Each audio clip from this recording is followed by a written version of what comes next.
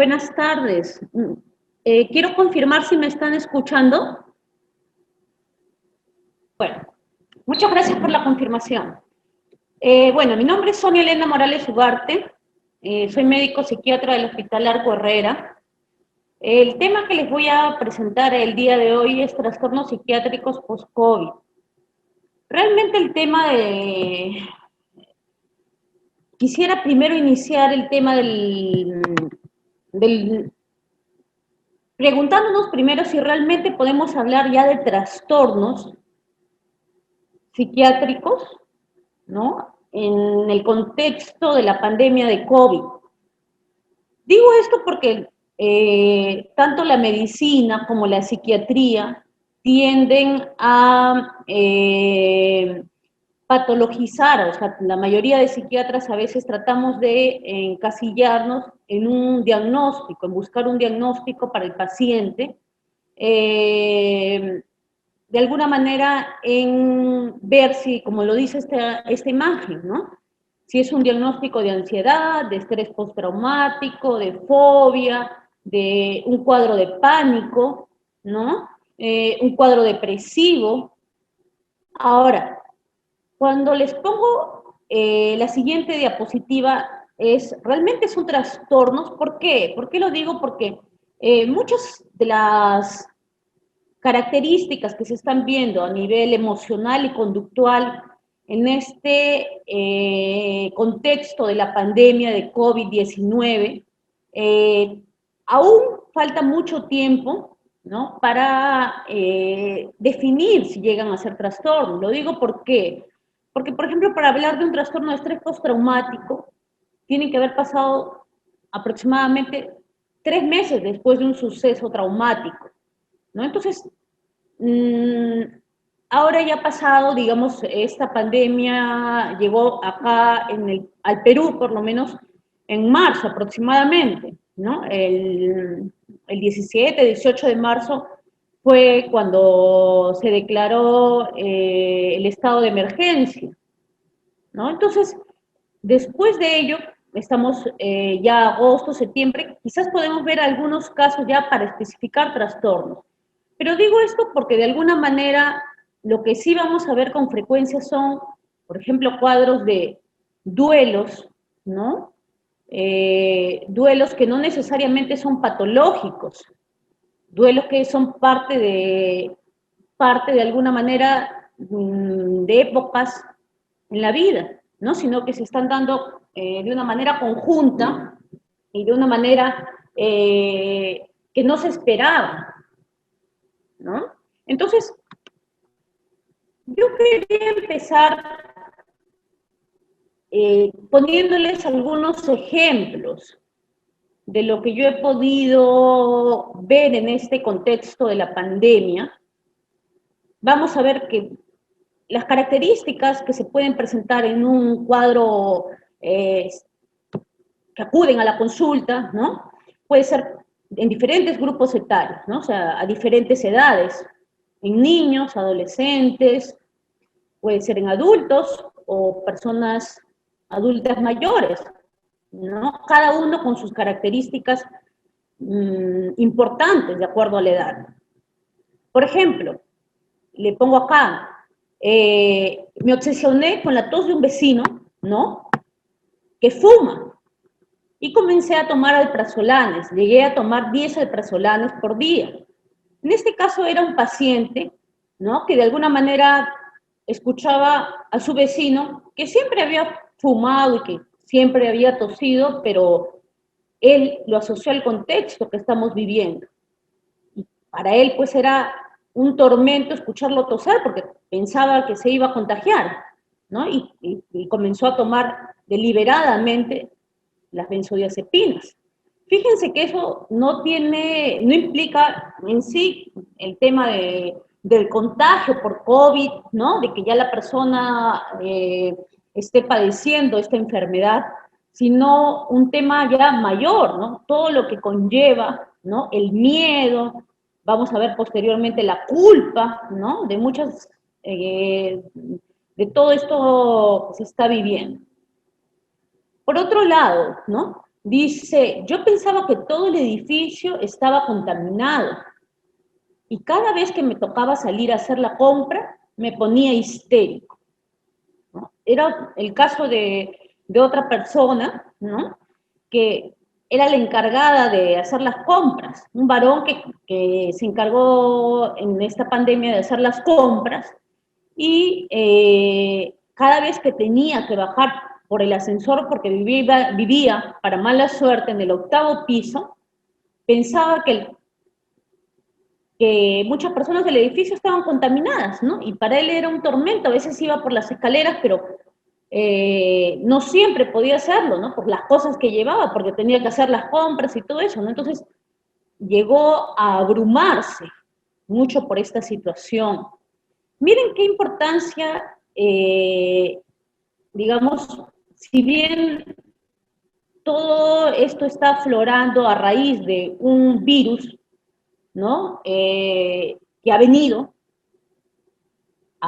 digamos, a nivel mundial, pero esto también refleja un poco las características de nuestra sociedad. ¿Por qué? Porque nosotros, por ejemplo, acá en el Perú, ¿no? ¿Quiénes generalmente hacían las compras, ¿no? De acuerdo quizás a estratos socioeconómicos? Quizás lo hacía la mujer, lo hacía el varón, ¿no?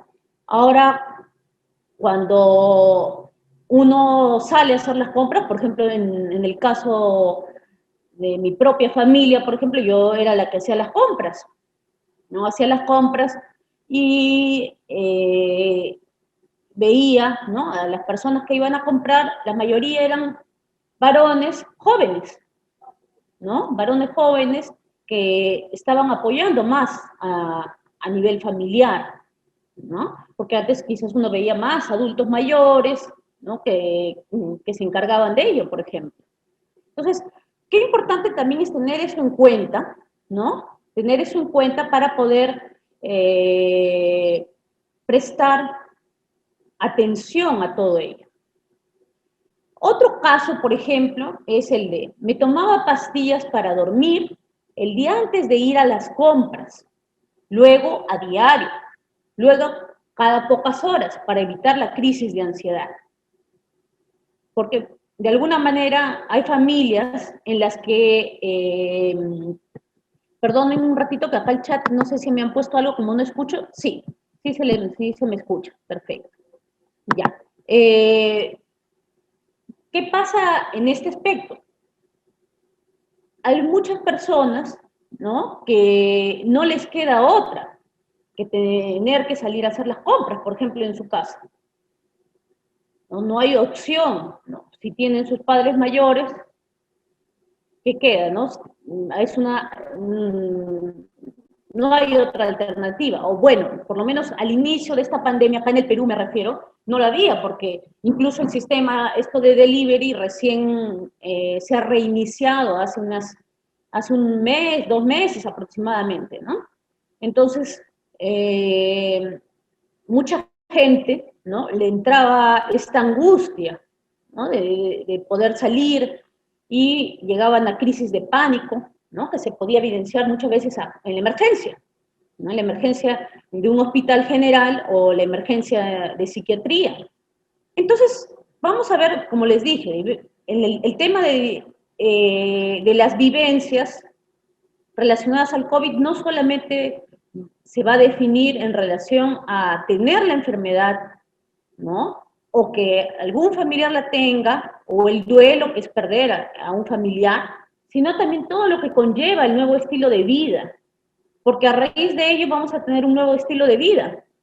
Y es algo que se tiene que trabajar mucho con las personas, no solamente, ahí ya hablamos en general de salud mental, no necesariamente personas con ya problemas psiquiátricos, que de por sí les afecta mucho más, ¿no? Una persona que de por sí ya tiene un cuadro, por ejemplo, obsesivo compulsivo o un cuadro ansioso, le va a afectar mucho más que una persona que no lo tiene. Pero de todas maneras les van a las personas que no tienen un diagnóstico de ese tipo, igual, ¿no? O sea, todos nosotros hemos vivido o vivimos hasta ahora, ¿no? Cambios que nos han afectado a diferente nivel. ¿no? El hecho de tener horas de salir, horas de llegar a la casa, quizás comunicarnos más, como está en la imagen, comunicarnos más por celular, incluso lo que estamos haciendo ahora, ¿no? Acostumbrarnos a las charlas virtuales, ¿no? A las clases virtuales, que por un lado han sido, para muchos les ha afectado, pero por otro lado también ha unido a muchas personas, ¿no? Les pongo un ejemplo que acá en el hospital tuvimos, los residentes hicieron su semana de residentes que siempre realizan, que se hace de manera presencial e invitan a diferentes, no solo médicos, sino de todas las especialidades, ¿no? Para abordar temas de salud mental, pero en esta oportunidad tuvimos la facilidad de que con este medio de comunicación, por ejemplo, psiquiatras de Argentina, de Brasil, de España, pudieron estar presentes en este tipo de eventos, ¿no? Porque se hacía todo vía virtual, ¿no? Entonces es mucho más factible, ¿no? Tener esa posibilidad. Digo esto porque fíjense en el ejemplo que les estoy dando, ¿no? En este tema del tema tecnológico. Si uno desea, lo puede ver como algo muy negativo, ¿no? Como sucede en muchas personas, porque muchas personas dicen, no, conmigo no va la tecnología, conmigo no va la tecnología y por ende me resisto, ¿no? Me resisto a dictar una clase, me resisto o a ser partícipe, por ejemplo, de una clase o ser partícipe de eh, no sé, incluso, por ejemplo, en el tema de acá de las atenciones en psiquiatría, ¿no? Recién hace pocos meses los médicos más antiguos están atendiendo vía, en este caso, pues, con una de las aplicaciones que se están dando, ¿no? Porque ahora tenemos muchas facilidades para las aplicaciones, ahora que estamos usando el Zoom, pero hay diferentes, el Google Meet y todo lo que tenemos al alcance. Entonces, de alguna manera, muchos de los médicos decían, no, para mí es muy difícil, y simplemente se negaban a la atención, pues, virtual, ¿no? Entendiendo que eran personas vulnerables, ¿no? Pero también está el mismo hecho de entender la necesidad de la gente y que necesita los servicios de salud. Entonces hay que, en ese aspecto, por ejemplo, dar las facilidades adecuadas, y eso va a ser uno de los puntos finales que vamos a hablar un poco, ¿no? La parte de la telemedicina, la parte no solamente de la parte tecnológica a nivel de cómo manejamos estos problemas, ¿no? Que la tecnología va a influir mucho y va a ser muy importante, ¿no? Para ayudarnos también. Entonces, es un nuevo estilo de vida, ¿no? Un nuevo estilo de vida en el que te olvidas la mascarilla, es como si estuvieses desnudo, ¿no? A veces uno de casualidad pues sale a botar la basura, algo, y sales y no sabes si de pronto te das cuenta, uy, mi mascarilla, ¿no? Entonces, eso también, por ejemplo, influye, ¿no? Para personas, por ejemplo, adultas mayores que no han estado acostumbradas a ello, se les hace muy complicado, ¿no? El hecho de tener que utilizar pues constantemente algún tipo de desinfectante, que el alcohol tal, que de tal porcentaje, todos esos cambios que no solamente uno puede decir, bueno, son cambios que son fáciles de sobrellevar, pero muchas veces eso termina también estresando y agobiando de alguna manera a las personas, ¿no? Y eso también está dentro de nuestra función, ¿no? Para mejorar, ¿no? Para ayudar en el tema de la salud mental de la gente. O sea, no solamente nos podemos basar, por ejemplo, en mi caso, no, como psiquiatra, yo no me puedo basar solamente en pensar en, digamos, en tratar de mejorar, ¿no? A un paciente o una paciente que tiene esquizofrenia, por ejemplo, sino que mi función va más allá, ¿no? Mi función va también en el velar por la calidad de vida, o velar por, claro, la calidad de vida y la salud mental de la gente, ¿no? Algo general. Entonces, es algo íntegro, no podemos hablar simplemente por eso les ponía entre signos de interrogación. Solamente hablamos de trastornos, o sea, solamente tendríamos que tratar trastornos, o realmente tendríamos que verlo como algo integral, como algo que todos estamos sufriendo, ¿no? Y que es parte también del tema psiquiátrico, como cambios en el estilo de vida. Otra, por ejemplo, me tomaba 7 pastillas de golpe porque no podía dormir. Dormía un poco, me despertaba, me tomaba otras 7 y así. Acá en la emergencia vemos muchos casos de insomnio. Mucha gente viene por insomnio y hay que tener en cuenta que el insomnio es una de las causas de otros trastornos psiquiátricos, ¿no? El insomnio puede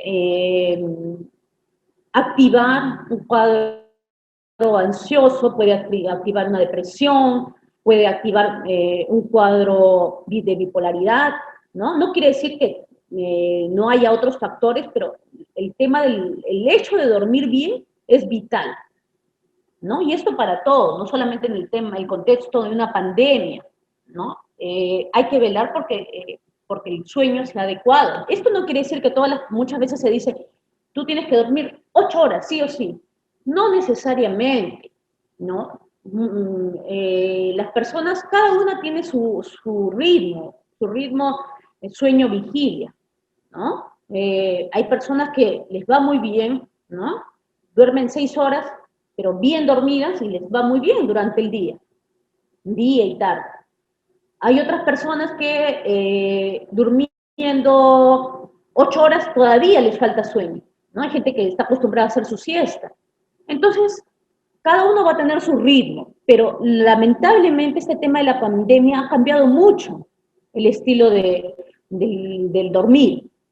Por ejemplo, en los niños, ¿no? Muchos niños, los papás hasta ahora piensan que van a ir al colegio, ¿no? Que se van al colegio y van a ir,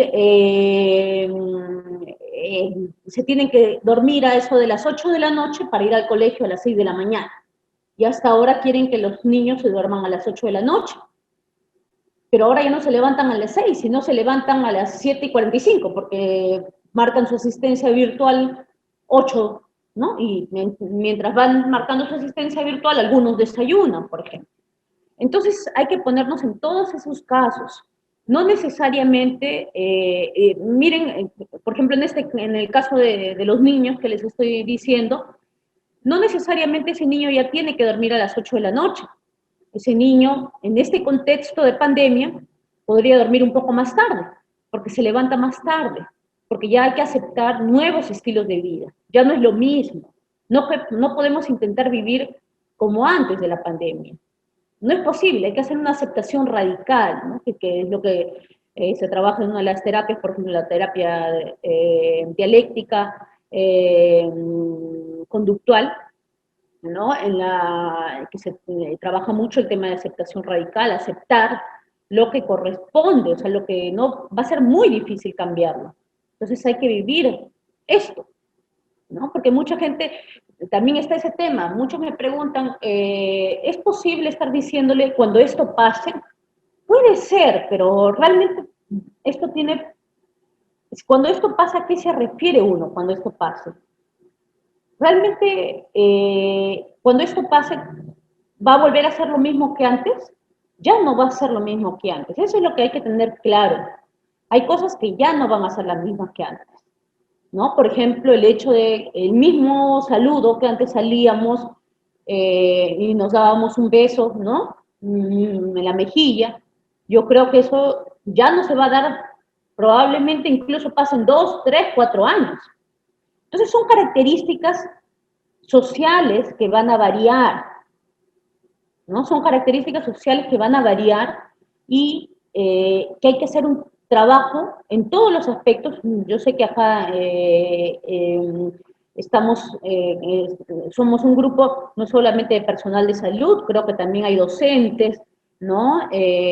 No sé qué otras especialidades, pero es un trabajo integral que hay que hacer, ¿no? Los que también trabajan en docencia, hay que tener en cuenta esto, ¿no? Hay cosas que ya no van a volver a ser las mismas. Uno puede decir, bueno, quiero que, no sé, si alguien que trabaja en un nido, por ejemplo, ¿no? Antes trabajaba haciendo,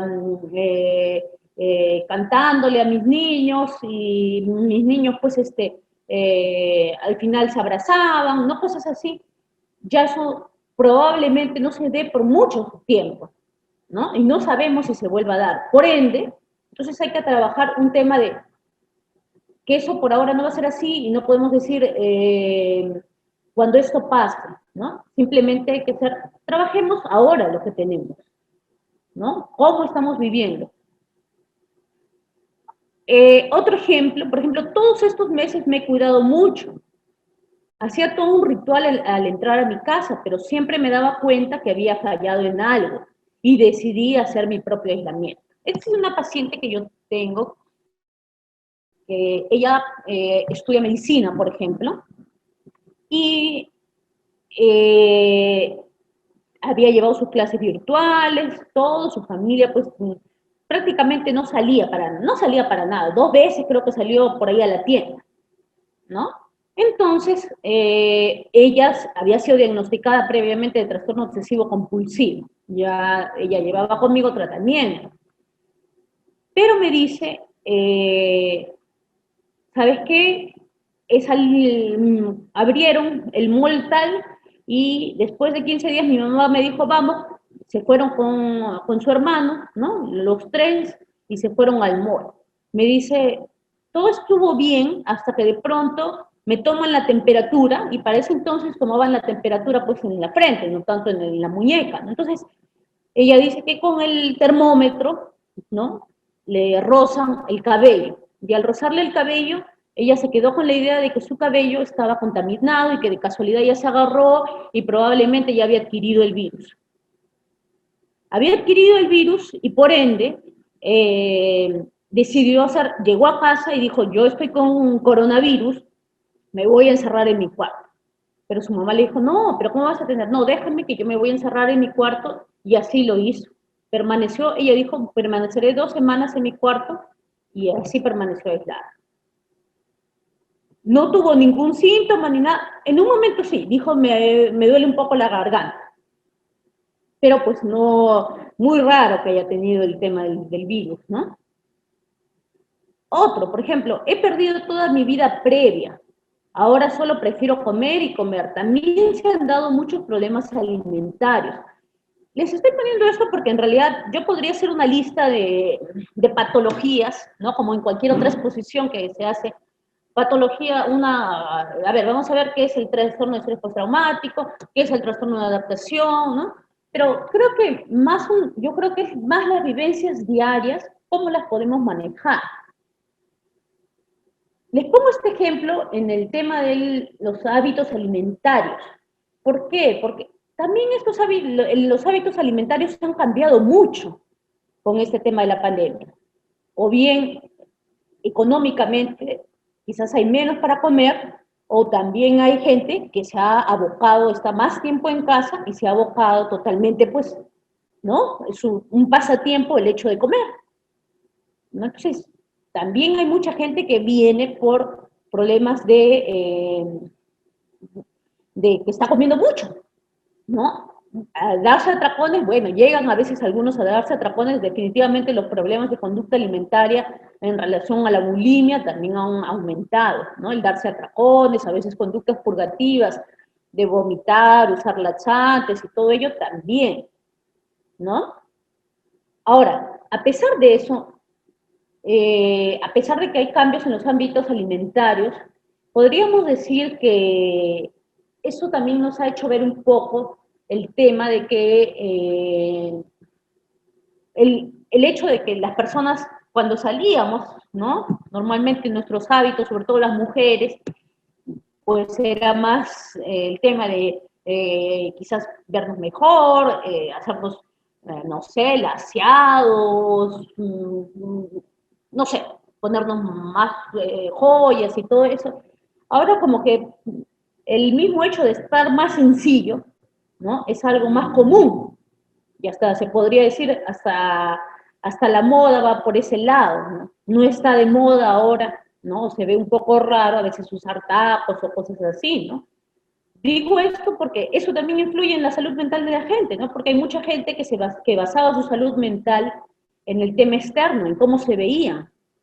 Y eso ahora ya no es tan importante, ¿no? No es tan importante y mucha gente pues ya no sale a trabajar, ¿no? Tiene que estar en casa, tiene que prácticamente pues muchas veces lo más sencilla posible, ¿no? Otro ejemplo, por ejemplo, en cuanto al tema de la edad, ¿no?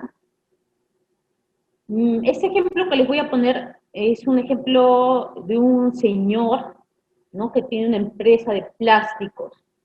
Él decía, antes tenía mi empresa, la tiene ahora, pero ahora, digamos, él iba todos los días a verificar cómo estaba, es una empresa pequeña, ¿no? Pero él era muy amigo de todos los trabajadores y ahora no podía ir, ¿no? A ver qué es lo que se estaba haciendo en la empresa, ¿no? Le chocaba mucho, ¿no? Y también era él estaba en la iglesia católica, pero especialmente en una, digamos, congregación, ¿no? Y él iba todos los días a su iglesia y tenía su grupo de amistades de esa iglesia, ¿no? De 68 años, siempre ha sido independiente. Sin embargo, ahora mis hijos me tratan como un niño. No puedo ni acercarme a la puerta. Qué importante es eso, fíjense. Qué, eh, qué importancia la salud mental del adulto mayor en esta época. Porque nos hemos abocado un poco a cuidarlos, a protegerlos de que no les pase nada, ¿no? A mí me pasó algo personal, ¿no? En el sentido de que mis padres me dicen, ellos siempre han sido muy independientes, ¿no? Eh, y de pronto, pues, mi papá siempre iba, pues, salía a hacer las compras, a hacer muchas cosas, ¿no? A mi mamá le encantaba también salir y todo, pero a raíz de esto, no salen, ¿no? Entonces, al inicio yo también opté por esa opción de que no salen, pero de ahí me di cuenta, o sea, yo los comencé a ver ansiosos, ¿no? Porque en el sentido de que yo los estaba cuidando, pero también al cuidarlos, los estaba infantilizando, estaba minimizándolos, como decirle, tú no puedes decidir lo que vas a hacer. Y eso es falso, ¿no? Que una persona tenga más de 60 años y que sea, entre comillas, vulnerable para este virus, no influye, ¿no? Que la persona no esté en sus capacidades mentales. Las personas mayores de 60 años pueden decidir si salir o no. Me van a decir, no, pero están en riesgo, sí, pero no podemos, está bien, están en riesgo, pero lo que hay que velar también es por su salud mental. No solamente estamos en el tema de que yo los protejo y no me percato en lo que estoy haciendo.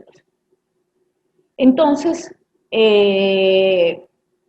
digo esto porque este grupo etario, ¿no? El grupo de los adultos mayores es un grupo vulnerable, ¿no? Que hay que tener mucha consideración con ellos, ¿no? En este aspecto de salud mental, ¿no? En este caso, este señor pues realmente estaba con un cuadro depresivo, un episodio depresivo, ¿no? Porque de alguna manera como que su mundo pues se le vino abajo, ¿no? Una persona totalmente independiente, que le suceda esto, muy complicado, ¿no? Entonces, otro caso, ¿no? Ya de un hijo, ¿no? ¿Qué es lo que piensa? Mi madre era sana, ella nunca salió a la calle, no sé cómo le llegó el virus y me la mató. Yo me siento responsable, soy la única persona que sale de casa. Eso, bueno, en el tema de, por ejemplo, del ámbito del personal de salud, ¿no? Nosotros que trabajamos, que no hemos dejado de asistir a los hospitales y todo ello, muchas veces entra ese sentimiento de culpa, ¿no? Y también para las personas que tienen que hacer trabajo presencial o que tienen que salir, hacen las compras simplemente, pero está esa culpa de poder contar, o esa responsabilidad, es una carga muy fuerte el hecho Eh, y la clásica, ¿no? No, a mí no me importa mucho mi salud, no puede decir eso, ¿no? No me importa si yo me contagio, pero sí me importa el hecho de que yo pueda contagiar a mis padres o a mis seres queridos. Entonces, esa carga, ¿no? Esa carga, esa responsabilidad excesiva puede crear en uno un cuadro de mucho estrés, de mucha ansiedad, que hay que tenerla en cuenta, ¿no? Que hay que tenerla en cuenta y que se tiene que trabajar también bastante, ¿no? En ciertos grupos poblacionales, ¿no? Como les digo, por ejemplo, el tema de personal de salud, ¿no? Al grupo etario, como les dije, de los adultos mayores. Un adulto mayor que está con plena conciencia, por eso es que nosotros a veces hacemos estos certificados de salud mental, ¿no? Y evaluamos las capacidades cognitivas de las personas. Hay personas de 70, 80, 90 años que están totalmente lúcidos. Entonces, como yo a una persona de 65, 70 años, yo le voy a decir, ¿sabes qué? Le voy a prácticamente a cerrar la puerta de la casa. No puedo hacer eso. Tengo que explicarle y decirle, pero si en algún momento me dicen, ¿sabes qué? Quiero salir, quiero hacer, bueno, sal, te acompaño, si quieres vamos a un sitio que simplemente podamos caminar cerca a un parque y cosas así. Pero no podemos solamente trabajar el tema del confinamiento, ¿no? O sea, de que todo el mundo esté confinado. Grupo etario de los niños, ¿no? Extraño a mis amigos del colegio. Yo no rindo en las clases virtuales. Al inicio pensé que iba a tener vacaciones, pero ahora solo tengo muchas tareas. Yo trabajo mucho con niños y adolescentes, ¿no? Entonces, al inicio los niños me decían, hay algunos que no se adaptaban, otros que decían, ay, lo máximo, porque estoy ahora en mi casa, hago lo que quiero. Pero llegaba abril, mayo, junio, niños agotados, niños fastidiados. ¿Por qué? Porque de por sí los niños pues tienden a tener mayor actividad física. Entonces, de pronto, decirles que no tengan esa actividad física, uno, por un lado, y segundo, el tema de mandarles muchas, los profesores parece que han tenido la idea, disculpen si algunos son docentes, pero hay profesores que han tenido a veces la idea de que los niños ahora tienen más tiempo, ¿no? Tienen más tiempo para, digamos, para hacer tareas, ¿no? Como están en sus casas, hay que ocupar ese tiempo. Y por ende les mandan más tareas. Por ende le mandan más tareas. Entonces los niños realmente muchos están agotados. Niños, adolescentes me dicen, no, me dicen, pensé que no iba a ser así, pero al final estoy teniendo más y más carga. Otro niño, por ejemplo, ¿no? Hacía gimnasio en mi colegio, tenía mis amigos, ahora me siento encerrado. Niños, por ejemplo, con déficit de atención, hiperactividad, qué importante eso, ¿no? O no necesariamente con ya, olvidándonos de un diagnóstico, ¿no? Olvidándonos de diagnosticar si tiene TDAH o no. El tema de que todo niño pues tiende a ser inquieto, hiperactivo, pero de pronto que le digas, ya no, ¿no? Y que ahora encima de que ya no haga su deporte preferido, simplemente pues ahora te encierras ¿y qué optamos? ¿Por ponerle más tareas o muchos dicen, no, por ejemplo, no puedes estar mucho tiempo con el celular, no puedes estar, está bien, definitivamente hay que regular los horarios de los aparatos tecnológicos, pero tampoco podemos decir, ahora, como les digo, ¿no? El tema de la tecnología es vital en este tiempo de pandemia. Entonces, ¿cómo se relacionan los niños, los adolescentes con las amistades que tenían? Claro, muchos me van a decir, pero qué bien, porque ahora están más conectados con los papás.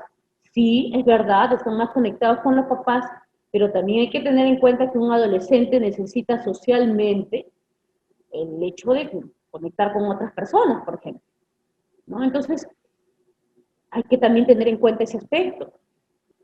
Eso he querido ponerle, creo que es lo más importante a nivel de ejemplos, ¿no? Ahora quiero comenzar, no, disculpen, no creen que me voy a demorar demasiado con esto, solamente algunas pautas que me parecen importantes en general para saber un poco más de este tema. Ya lo digo así porque, nuevamente, yo sé que el tema, ¿no?, es trastornos psiquiátricos, pero no necesariamente ustedes son, no sé si serán psiquiatras o no, pero no necesariamente ustedes se van a dedicar a medicar, por ejemplo, a una persona, ¿no? Todos estamos viviendo esto y tenemos que trabajar a nivel de salud mental, no necesariamente como médicos o como psiquiatras, desde donde estemos, desde donde no sea nuestra profesión, pero tenemos que salir adelante, ¿no? Hay que salir adelante y ayudar a las personas que son más vulnerables, ¿no? No solamente vulnerables en relación al virus, ¿no? Sino vulnerables en relación al tema de salud mental. Entonces, para ver un poco el tema, a mí me gusta siempre hablar de los temas de historia. Considero que la historia de alguna manera nos ayuda a, nos ayuda a conocer un poco más y a poder manejar, ¿no?, manejar algunas situaciones como con el aprendizaje pasado, ¿no? Entonces, les pongo esta imagen, que es una pintura, ¿no?, que se dio a raíz de del virus de la gripe española, ¿no?, que más o menos se inició en el año 1917, hace más de un siglo, y que duró aproximadamente una década, por ahí un poco más, ¿no? Le dicen gripe española, muchos piensan que la gripe española nació en España, pero no fue así. No nació en España, no se sabe exactamente el origen, pero se difundió más, o sea, se hizo más estudios en España y es por eso que recibe el nombre de gripe española. Ellos también, en relación a la gripe española, ellos pasaron por todo el mundo, ¿no? Porque también acá se vivenció muchos casos en el Perú de gripe española, ¿no?, de este virus, de la gripe, eh, pero las vivencias relacionadas a este virus, quizás la magnitud podría haber sido como la de este virus, ¿no?, como del SARS-CoV, pero no lo fue tanto así. ¿Por qué? Porque no había tanto el tema de la globalización, ¿no? Por un lado, la globalización puede ayudar en muchos aspectos a unirnos, pero también el hecho de tener mayor conexión, por ejemplo, con otros continentes, tener mayor conexión con otro grupo de personas ha hecho que también el virus se expanda más rápido. Entonces, ha habido casos, ¿no? En esta época, pues ha habido casos en todo el mundo, mucho de mayor magnitud, ¿no? A diferencia de la gripe española. Entonces, les quiero hablar un poco de este tema de la gripe española. ¿Por qué? Porque la gripe española, ¿no?, o sea, muy aparte también de las consecuencias que se podían dar a nivel emocional y todo el tema de la misma pandemia que se estaba viviendo, dejó una secuela que se le llamaba la encefalitis letárgica, ¿no? Esta encefalitis letárgica era una secuela neurológica de la gripe española. Y esta gripe española muchas veces se reportaron estos casos de encefalitis eh, posterior a, digamos, haber contraído este virus, ¿no? O sea, como de por sí ya una marca, ¿no?, a nivel del sistema nervioso. Y la encefalitis se caracterizaba por, como en la primera imagen, un parkinsonismo, otros decían como una especie de catatonía, en la segunda imagen como una persona constantemente durmiendo, ¿no? Le decían de alguna manera el insomnio permanente, eh, o en otras características, ¿no?, como quizás en la siguiente imagen, una desorganización de la conducta, ¿no?, cuadros psicóticos también, o sea, cuadros psiquiátricos que se presentaban a raíz de esta secuela del virus. Digo esto porque cuando hablemos SARS-CoV, del coronavirus, ¿no? De este SARS-CoV-19, también vamos a ver, la pregunta sería, ¿puede dejar daños neurológicos? Eso lo vamos a ver después. Pero para ponerle a nivel histórico, podemos hablar, pueden buscar, hay muchos casos de encefalitis letárgica.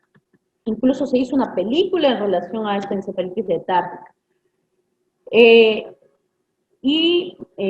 Por ejemplo, lo narraban así, entraban en un estado de mínima conciencia y podían estar así semanas hasta que despertaban, pero muchos seguían así, igual hasta que morían. El primero que habló de esta encefalitis letárgica fue Ecónomo, ¿no? Más o menos en 1920, era un neurólogo, ¿no? Un neurólogo británico que fue el que desarrolló o el que habló de los primeros casos. Posteriormente, ya incluso uno de los neurólogos más famosos, ¿no? Oliver Sacks, que tiene muchos libros, publicó este libro, Despertares, que después, como les comenté, se hizo una película, ¿no? No sé si tienen la posibilidad de verla, es muy, muy interesante, en el cual, bueno, los protagonistas de esta película es Robin Williams y Robert De Niro, ¿no? Robin Williams hace de médico, ¿no? En este caso de Oliver Sacks, y Robert De Niro hace del paciente con encefalitis letárgica, ¿no? Y él trabaja en esta oportunidad con un medicamento que utilizamos a veces para el Parkinson, que es la levodopa, ¿no? Y se ve cómo este paciente va mejorando, ¿no? Pero es, digamos, como una ambientación de la época. Ahora, lo que les decía, en relación a la neuropsiquiatría y el coronavirus, ¿no? La neuropsiquiatría y el coronavirus. ¿Por qué quiero ponerles esto? Nuevamente, hay consecuencias solamente a nivel psiquiátrico por todo el tema o la carga emocional que hay, que ya hemos narrado previamente en algunos casos, que es la mayor cantidad, ¿no? La mayor cantidad de casos que vamos a ver son pues secuelas de un daño emocional, ¿no? De un daño emocional, conductual también a raíz de los cambios que tenemos. Pero la pregunta es, ¿también hay secuelas psicopatológicas, o sea, características conductuales, como hemos visto en la encefalitis letárgica, que tengan que ver con un daño neurológico per se, o sea, de por sí? Vamos a ver acá algunas características. Las enfermedades virales respiratorias están asociadas con las consecuencias psicopatológicas agudas y duraderas en los sobrevivientes. Ejemplo, ¿no? Primero para esto, ya vamos a ver los ejemplos de dos virus previamente que se dieron, o dos pandemias que se dieron antes de este coronavirus 19. En general, los coronavirus son virus de ARN de cadena negativa, ¿no? Que causan infección que van desde resfriados comunes hasta un síndrome respiratorio agudo severo, que es SARS, ¿verdad?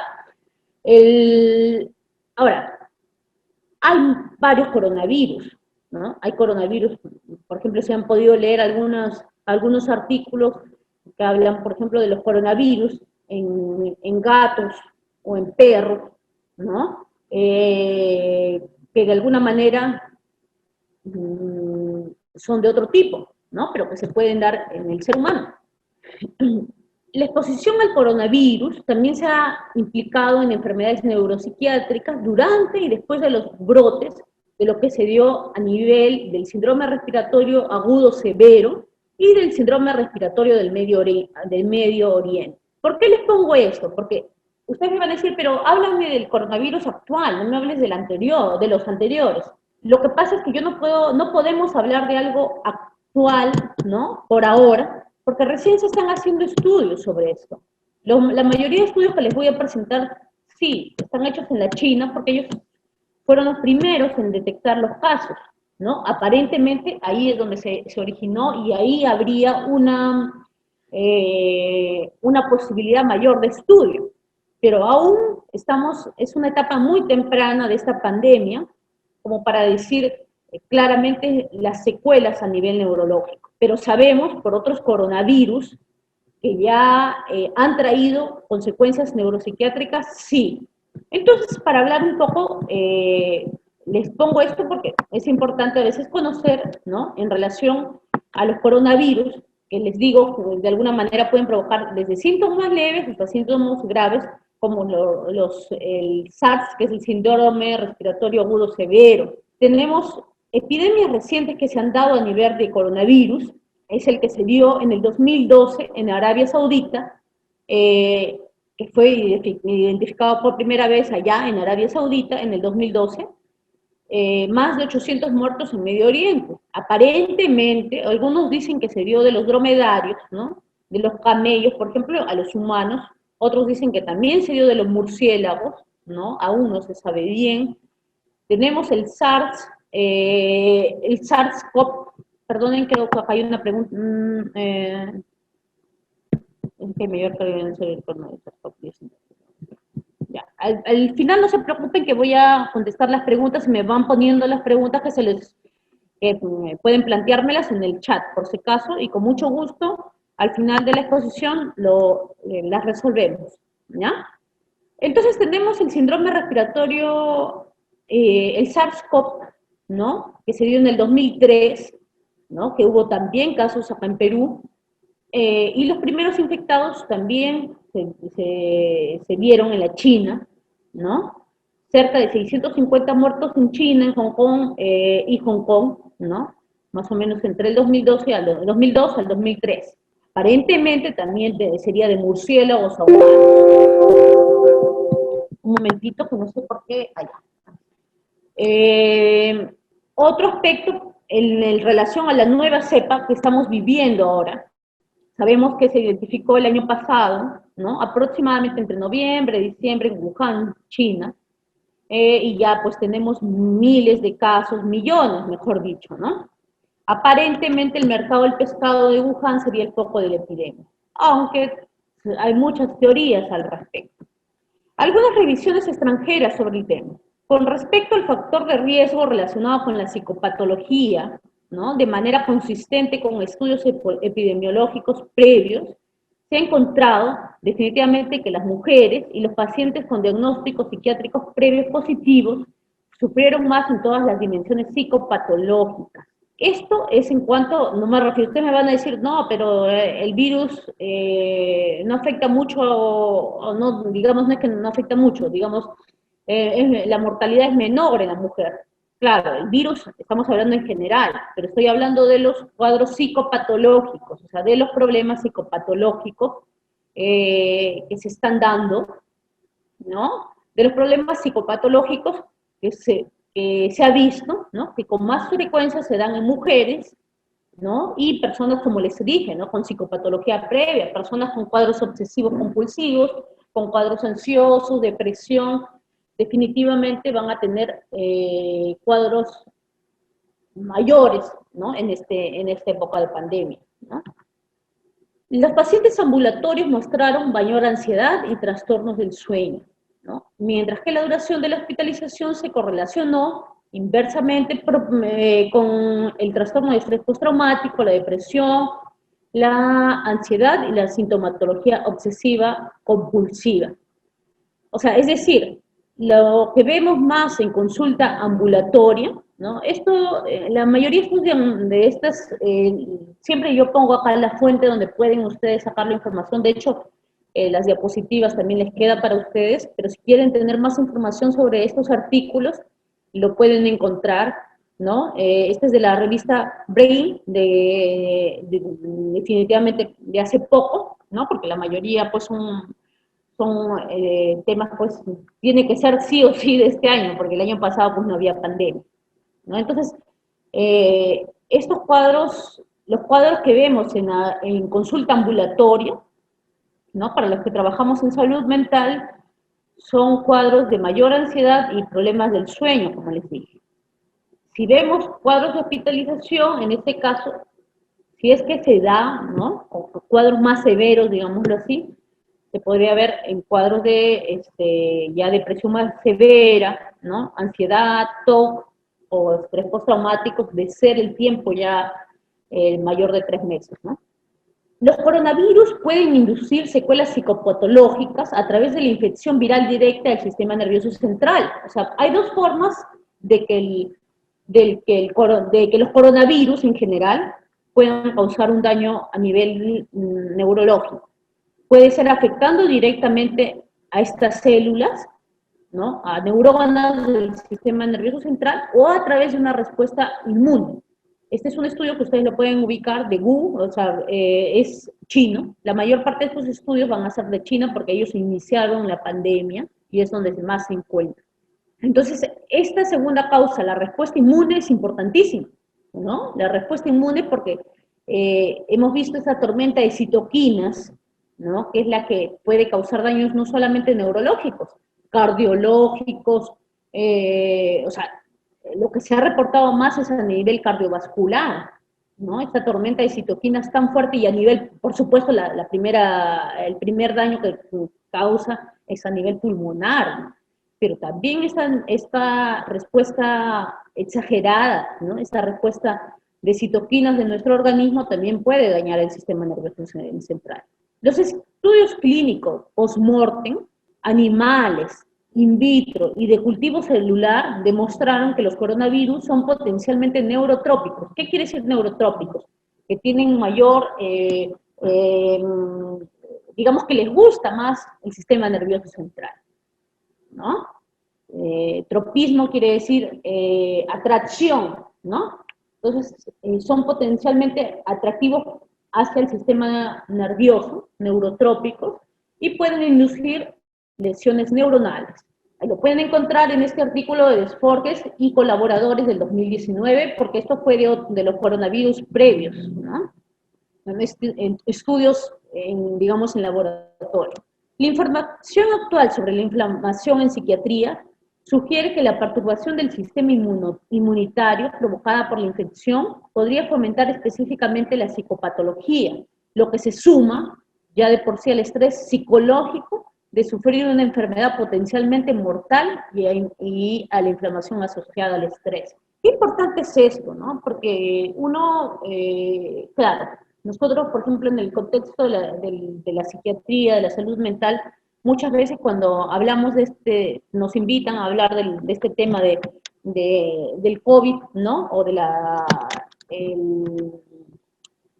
perdón, de este tema del COVID, muchas veces pensamos que solamente tiene que ver con las secuelas de vivenciar la enfermedad, de decir, pues bueno, me contagié de COVID o mis familiares, mis amigos, o sea, alguien se murió, ¿no? De mis conocidos. Claro, ahí hay definitivamente, como dice acá, ¿no? Un estrés muy fuerte, un dolor muy grande, un duelo. Pero también hay un tema, hablamos de un daño tanto neurológico, inmunitario, ¿ya? Que estaría causando cuadros psiquiátricos. Digo esto porque muchos pacientes, por ejemplo, me dicen, la verdad es que yo después de que me dio el COVID no he quedado igual. Ustedes me pueden decir, bueno, estará somatizando, o es una idea, ¿no? Porque muchos decimos, ahora todo es el COVID, ¿no? La culpa de que me caigo es del COVID. La culpa de que lo quieren bajar a Vizcarra es el COVID. La culpa es el COVID, ¿no? Entonces, como que queremos asumir que todo puede ser el COVID. Podríamos estar exagerando en ese aspecto. Sin embargo, es cierto que mucha gente, por ejemplo, que ha tenido COVID, muestra características psicopatológicas. También, por ejemplo, muchos me refieren a una sensación a veces de extrañeza, de realización por momentos, ¿no? Entonces, no quiere decir que todos y que falta, por eso les digo, falta estudiar más al respecto, son casos aislados, pero no podemos olvidarnos, ¿no? Que anteriormente, el estudio previo, por ejemplo, que les he mencionado de los otros coronavirus, ha definido que los coronavirus de por sí pueden traer daños, ¿no? y que pueden presentar sintomatología psicopatológica, o sea, características a nivel, pues, mental, ¿no? Les pongo esto, por ejemplo, porque incluso hay características, ¿no? O hay síntomas que se pueden presentar en personas cuando pasado el tiempo del COVID, ¿no? O sea, hablamos cuando alguien se infecta de COVID, ¿no? Puede pasar un tiempo eh, de aproximadamente 14 días, digamos, para decir que, entre comillas, puedes estar ya más tranquilo, ¿no? Pero mucha gente después de estos 14 días puede seguir presentando algunas características, tanto físicas como psicopatológicas, sin necesidad de haber sufrido quizás tanto estrés, ¿no? O sea, mucha gente que a veces vive sola y me dicen, la verdad es que yo no me preocupaba tanto porque si vaya a contagiar a alguien o no, pero igual me ha afectado, o sea, me ha traído problemas, si me tiemblan las manos, me pasa esto, ¿no? Aparentemente no habría y no han tenido, han sido asintomáticos, ¿no? Entonces, eso es importante tenerlo en cuenta, ¿por qué? Porque eso se podría explicar por estas características, ¿no? Porque esos coronavirus tienen una característica, como les dije, de atracción hacia el sistema nervioso central y también esta tormenta de citoquinas, ¿no? Podría ser, o sea, se podría explicar por el medio del sistema inmunitario. Entonces, la interacción entre los sistemas inmunes, innato y adaptativo, y los neurotransmisores surgió como un mecanismo que sustenta los trastornos del estado de ánimo, la psicosis y los trastornos de ansiedad. De alguna manera, ¿no? Si juntamos todo ello, podemos tener cuadros muy complicados a veces en relación al estado de ánimo, en relación a cuadros que pueden iniciar una psicosis. Por ejemplo, hemos tenido acá en el hospital casos en los cuales, a ver, personas que han tenido COVID, ¿no? Eh, que después de ello han tenido cuadros psicóticos, pero, claro, muchos me van a decir, pero no le podemos atribuir al COVID. Claro, no se le puede atribuir al COVID, pero tampoco podemos, o sea, no necesariamente podría ser el COVID, pero tampoco, aparentemente no hay un origen genético, ¿no? O sea, otras características. Entonces habría que hacer un estudio mayor a este nivel, ¿no? Además de los mecanismos inmunológicos, el miedo a la enfermedad, la incertidumbre del futuro, el estigma, los recuerdos traumáticos de la enfermedad grave y el aislamiento social experimentado por los pacientes durante el COVID-19 son factores estresantes psicológicos importantes que pueden interactuar en la definición del resultado psicopatológico, ¿no? O sea, todo ese tema de estar aislado socialmente, son muchos factores, ¿no? Son muchos factores, muchos traumas que se están dando, ¿no? Mucha gente que ha perdido seres queridos, el mismo hecho, por ejemplo, de realmente la generación, o sea, los adultos mayores, la verdad que los que salen adelante y todo eso y que están más estables, es como muy loable, ¿no? Es digno de admirar porque realmente no solamente el hecho de confinar, del confinamiento, ¿no? Sino también está el hecho de eh, perder esa independencia y también el hecho de ver a muchos de su generación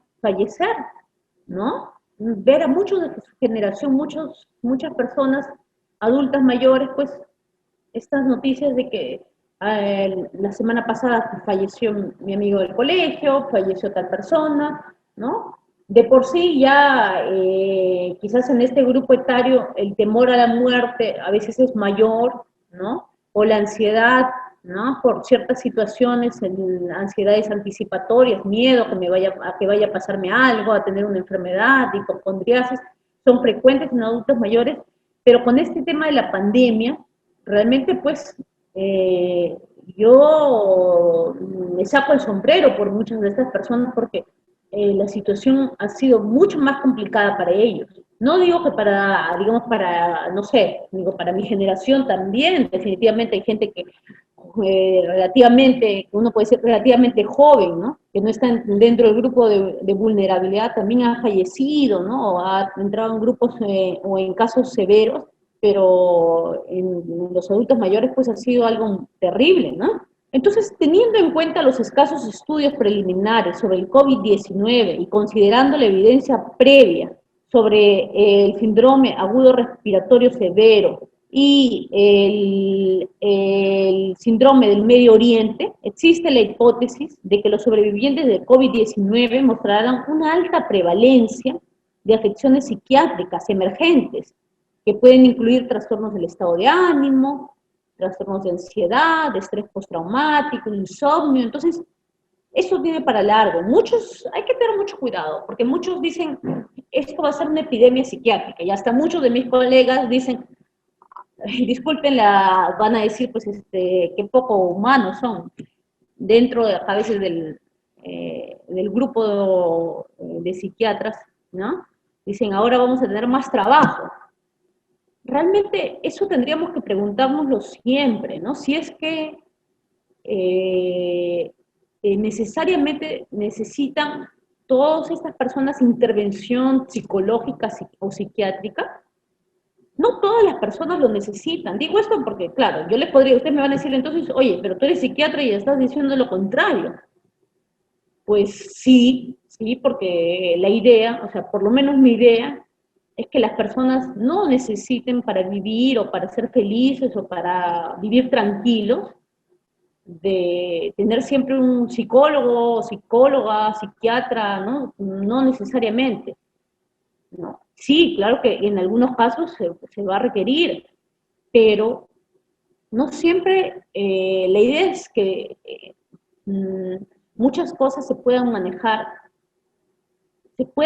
dentro de lo que se pueda de forma personal, ¿no? Digo esto porque, por ejemplo, el tema de un duelo. Muchas personas estamos viviendo duelos, ¿no? Duelos de diferentes tipos, ¿no? Duelos a veces hasta, o sea, no son necesariamente a veces de perder al papá, a la mamá, un duelo de perder a un amigo, duelo de que cambia, el mismo duelo de mucha gente de dejar de trabajar, ¿no? O sea, duelo de mi centro de trabajo, duelo de muchas cosas.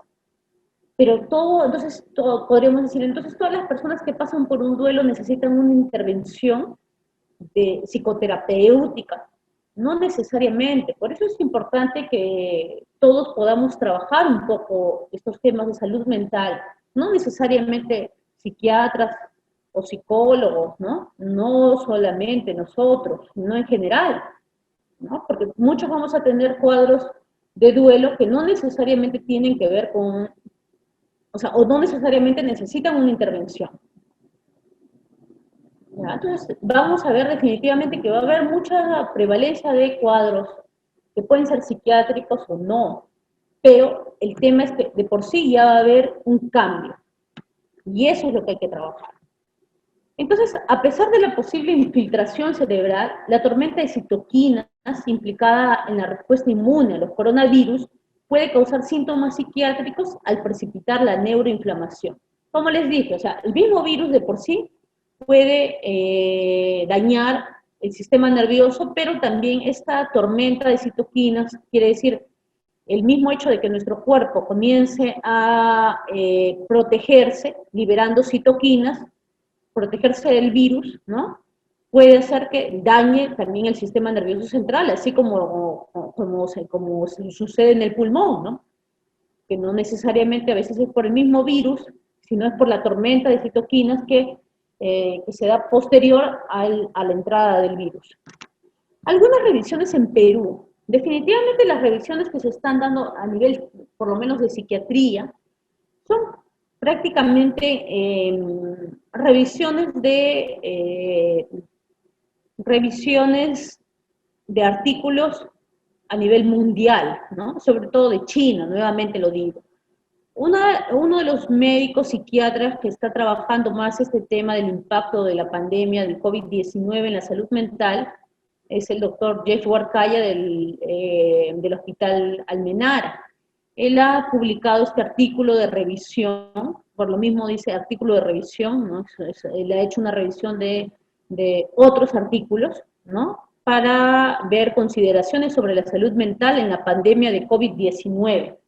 Y él concluye en su artículo lo siguiente, ¿no? En cualquier emergencia sanitaria, los problemas de salud mental son comunes y pueden ser barreras para las intervenciones médicas y de salud mental. De acuerdo con la evidencia revisada, se ha demostrado que durante la fase inicial de la pandemia de COVID-19 fue común la presencia de ansiedad, depresión, reacción al estrés en la población general. Además, en el personal de salud también se encontraron problemas de salud mental, especialmente en las profesionales, en las mujeres, las enfermeras y en quienes trabajan directamente con casos sospechosos o confirmados de COVID-19. No me van a decir, no, pero ahorita los hombres me van a decir, no, pero nosotros también tenemos miedo. Por supuesto, yo no digo que no, pero muchas veces de por sí ese instinto, a veces protector, que la sociedad a veces nos ha impuesto también, y que también es algo inherente, ¿no? Por el mismo instinto maternal, hace que uno se tome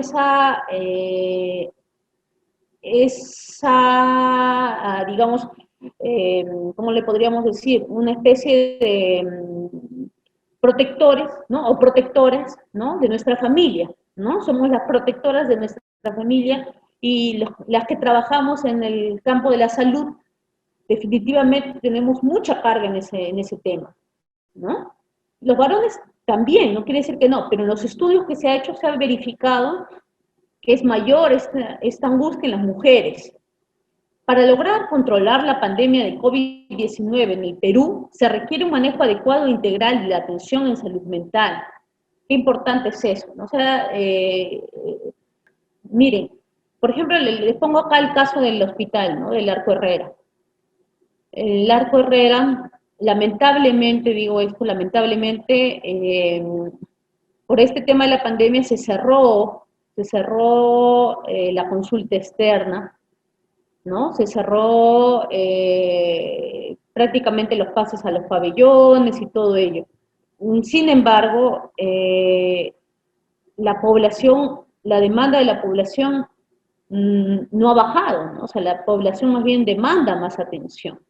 Claro, la gente tiene miedo a salir y todo ello, pero a veces cuando llega un cuadro de bastante fuerte de ansiedad, por ejemplo, hay necesidad de acudir a un profesional, ¿no? Sin embargo, sobre todo en los primeros meses de la pandemia, acá por lo menos en el hospital, lamentablemente no se pudo dar un soporte adecuado, digamos, no había consulta externa, ¿no? Entonces imagínense, y los centros de salud mental comunitarios tampoco atendían por lo menos, ¿no?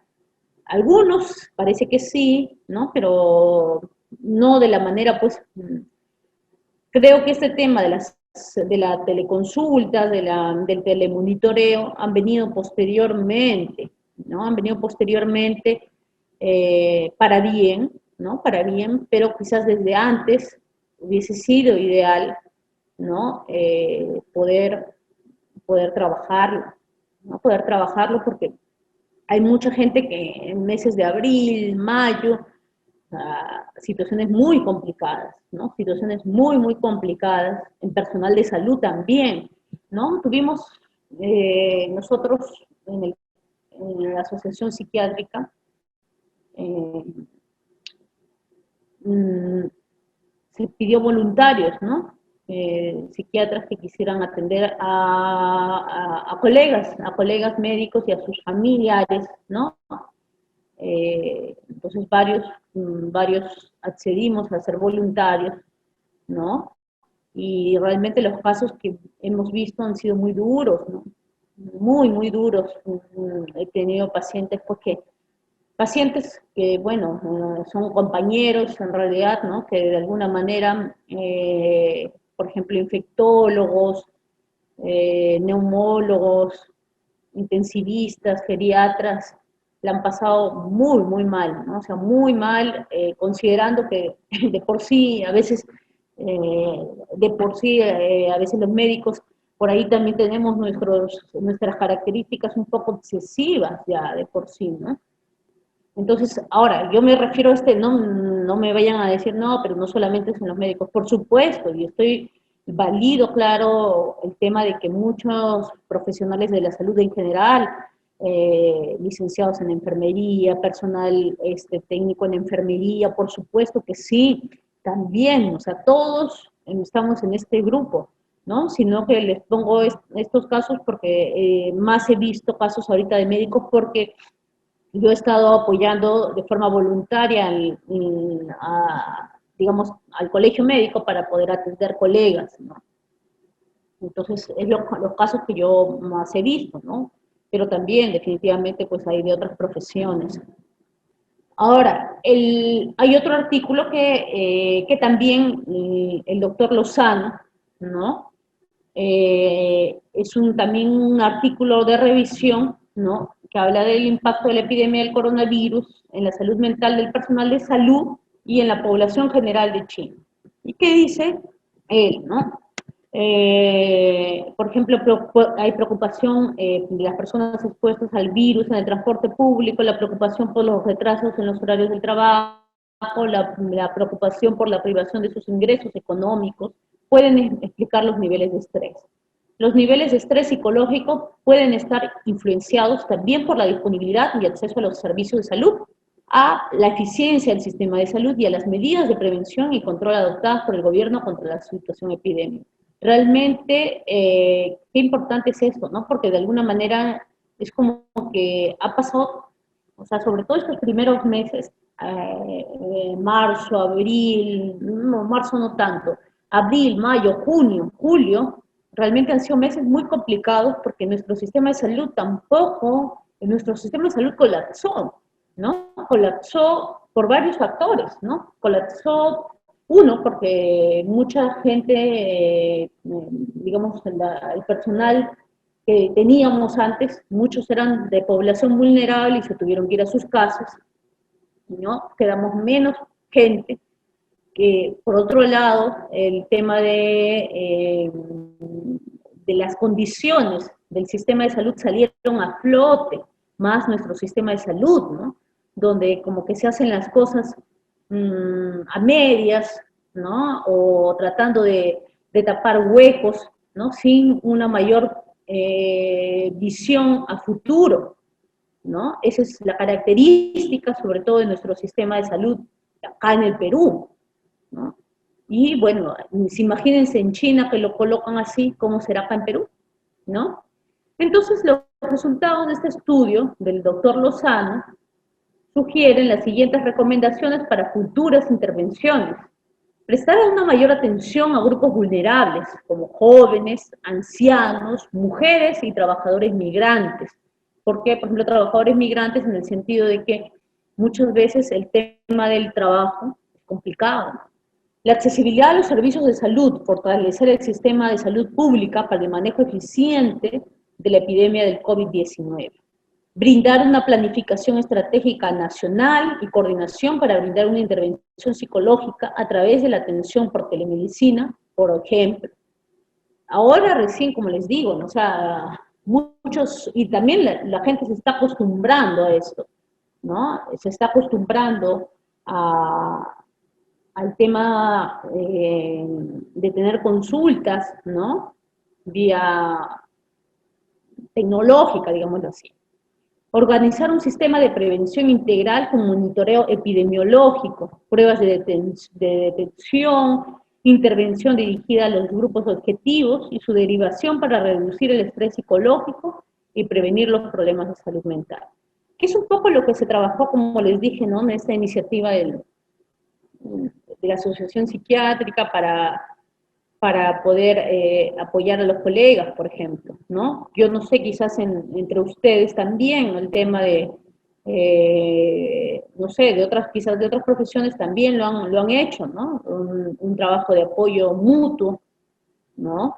De hecho, hubo líneas, ¿no? La 110 creo que es, que de alguna manera de apoyo, ¿no?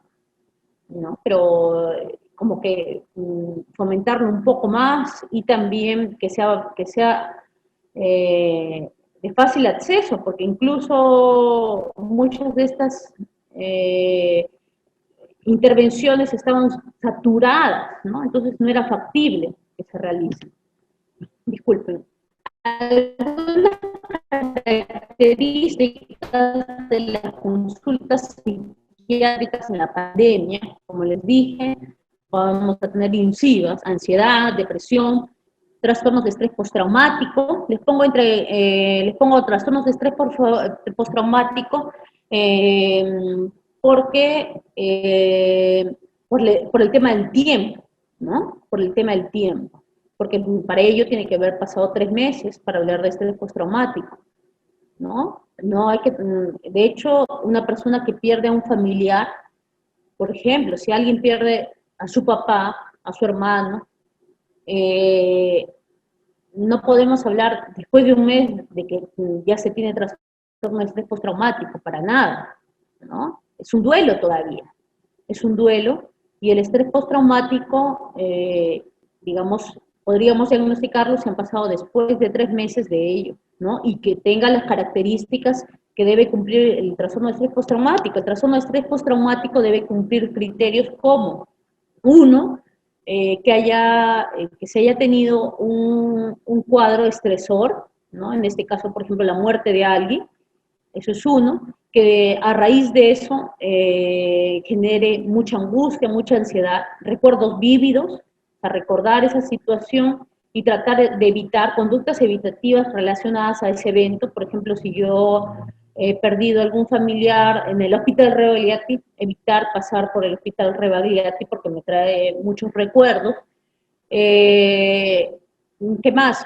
Flashbacks, o sea, el hecho de que estoy, por ejemplo, puedo estar tranquila, sentada, viendo televisión y de pronto se me viene una imagen, ¿no? Relacionada a lo que viví, por ejemplo, relacionada a ver a mi familiar que sufría, ¿no? Constantemente, ¿no? ¿Qué más puede haber en el estrés postraumático? Pesadillas, por ejemplo, ¿no? Con pesadillas, mucho temor, ¿ya? Entonces, hay que ver, todavía estamos en un periodo, por eso les digo, ¿no? Cuidado con querer diagnosticar de frente algo ya patológico y de querer dar un tratamiento farmacológico, ¿no? Porque un poco la sociedad nos ha acostumbrado ahora, la modernidad nos ha acostumbrado un poco al tema de decir que eh, con una pastilla se resuelve todo, ¿no? Yo a mis pacientes les digo la verdad, o sea, las pastillas, a ver, también ahí me van a decir antipsiquiatra, pero a pesar de que es mi profesión, eh, trato, ¿no? De medicar lo que se debe medicar o lo que amerita, ¿no? No es un tema, se cree muchas veces que el psiquiatra solo es farmacólogo, ¿no? Y no es así, ¿no? La idea no es dar una lista de 5 pastillas o algo así, o resolver toda tristeza con un antidepresivo, para nada, ¿no? Hay que ver bien si el fondo, ¿no? Es eso, y si requiere un tratamiento antidepresivo. Entonces, si yo hablo de un duelo, si estoy hablando de un duelo, no necesariamente tengo que dar medicación. Quizás sí puedo dar medicación por unos días, por ejemplo, una benzodiazepina, para que esa persona duerma, para que esa persona pueda estar más tranquila por unos días, ¿no? O algunas semanas, ¿no? Me refiero a benzodiazepinas, por ejemplo, al Prazolam, al clonazepam, al diazepam, ¿no? Cualquiera de ellas. Pero no necesariamente les voy a dar ya de frente un antidepresivo, ¿no? Fluoxetina, sertralina, cualquiera de ellos, no todavía, ¿no? A no ser que ya esté claro que sea un cuadro depresivo mayor o un estrés postraumático. Algunas consideraciones de salud mental durante el brote de COVID-19 que ha indicado la OMS. Manejar el estrés y el bienestar psicosocial durante este tiempo es tan importante como cuidar la salud física. Por ejemplo, muchos nos cuidamos, ¿no? De salir, de llegar, bañarnos, hacernos todo un ritual, todo lo que corresponde, pero nos olvidamos un poco del tema de que necesitamos cuidar también este tema, ¿no? Nuestra propia salud mental. Decir, pues, realmente esta semana quizás necesito tomar un poco de aire, ¿no? Quizás necesito sentir que no tengo, por ejemplo, los que trabajamos en salud, eh, que no tengo la mascarilla puesta todo el tiempo, claro, me refiero pues por lo menos en el trabajo, ¿no? Quizás irse a un costado y poder sacarse la mascarilla un tiempo, ¿no? Porque eso también, eso hasta eso puede llegar a causar un tema de pánico, ¿no?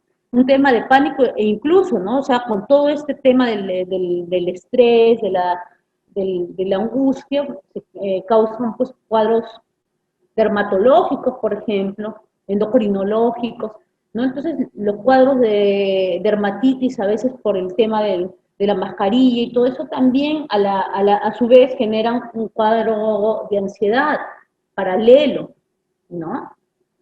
Entonces, todo está conectado con la mente.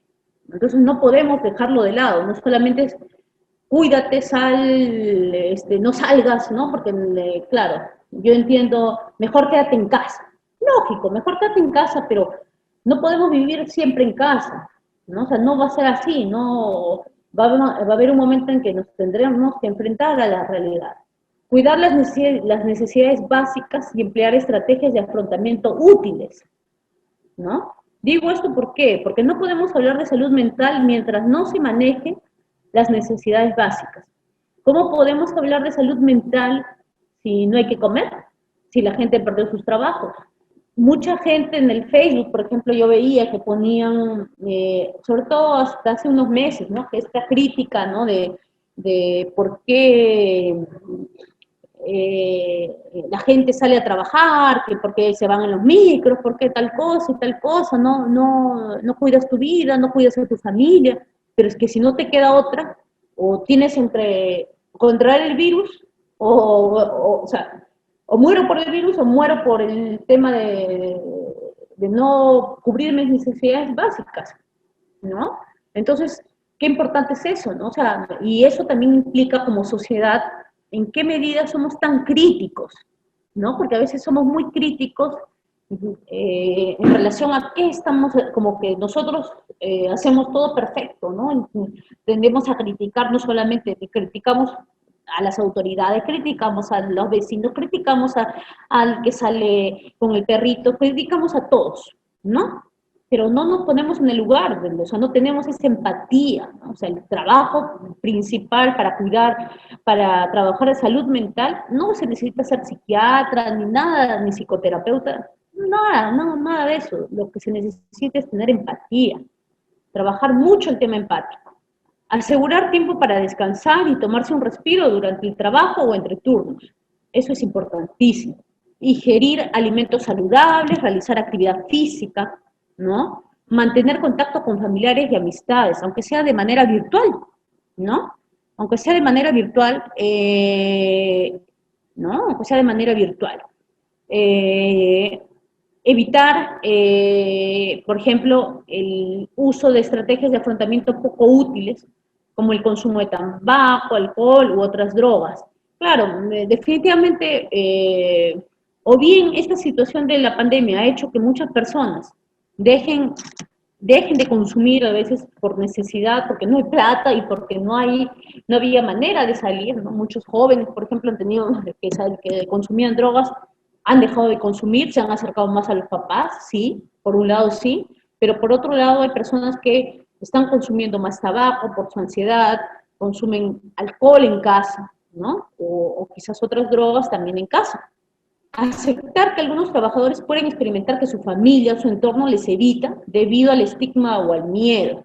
Esto también es importante, ¿no? Porque muchas veces salía, por ejemplo, en los noticieros, en el caso de personal de salud que vivía en un edificio que a veces no querían no uses el ascensor, ¿no? No, si tú vienes del hospital, ¿no? Por favor, tal cosa y tal cosa, ¿no? Entonces es una especie como que o si vienes del hospital, tú mejor usas mascarilla en la casa y todo, ¿no? Es un tema, entonces, ¿cuánta carga emocional conlleva, o sea, aparte de lo que se vive como personal de salud, este estigma, ¿no? O el miedo a que podamos ser, bueno, que lo somos realmente, ¿no? Sí es cierto, tener mayor posibilidad de contagiarnos y contagiar a otras personas, ¿no?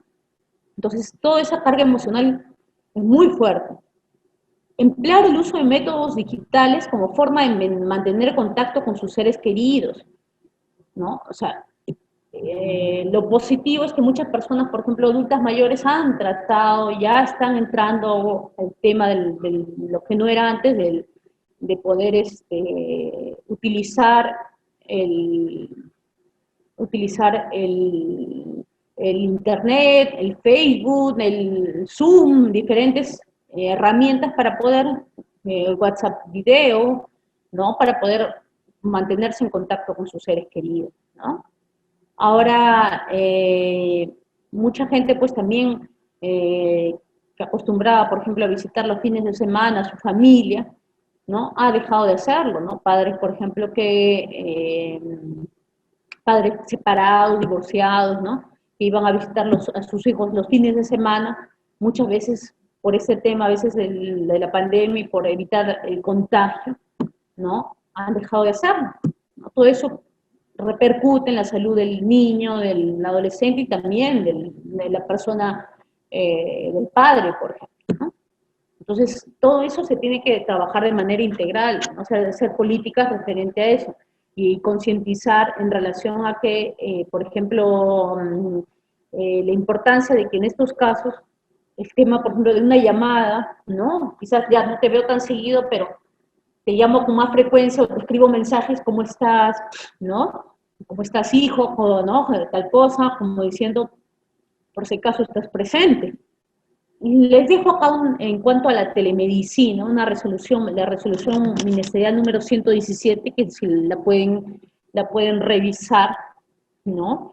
En la cual están los parámetros para manejar este tema de teleconsultas, teleorientaciones, ¿no? Relacionados a lo que es eh, las consultas que se pueden, cómo se pueden realizar estas consultas a nivel tecnológico, digámoslo así, ¿no? Les comento esto, ¿por qué? Porque, por ejemplo, acá en el hospital tuvimos una reunión del cuerpo médico, ¿no? Y muchas personas que están ahora, pues, entre comillas, como población vulnerable, decían, pues no, como les comenté, ¿no? Al inicio, no estoy acostumbrado a hacer una consulta psiquiátrica por, ¿no? Los psiquiatras, no estoy acostumbrado a hacer consulta psiquiátrica ¿no? Además, ¿y qué tal si legalmente eso no es válido? ¿Y cómo le voy a mandar la receta? Y que no sé qué, por ende, no quiero hacer.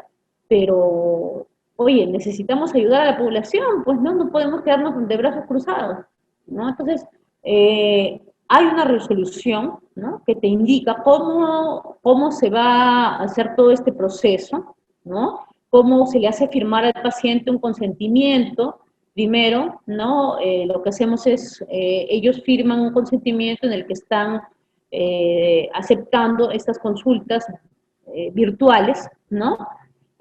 Con las características que corresponden, lamentablemente tiene sus pros y sus contras. Por un lado, sus pros es que no salen de casa, a veces están, incluso hay algunos que lo hacen desde su cama, ¿no? O sea, no me refiero muchas veces a los pacientes, ¿no? Donde se sienten cómodos y todo ello, pero también tiene sus lado negativo. Por ejemplo, el lado negativo es que mucha gente vive en espacios pequeños, ¿no? Entonces, en el mismo ambiente pueden estar los niños, ¿no? Entonces, cómo a veces realizar una consulta, por ejemplo, por lo menos en temas de salud mental, es un poco complicado, ¿no?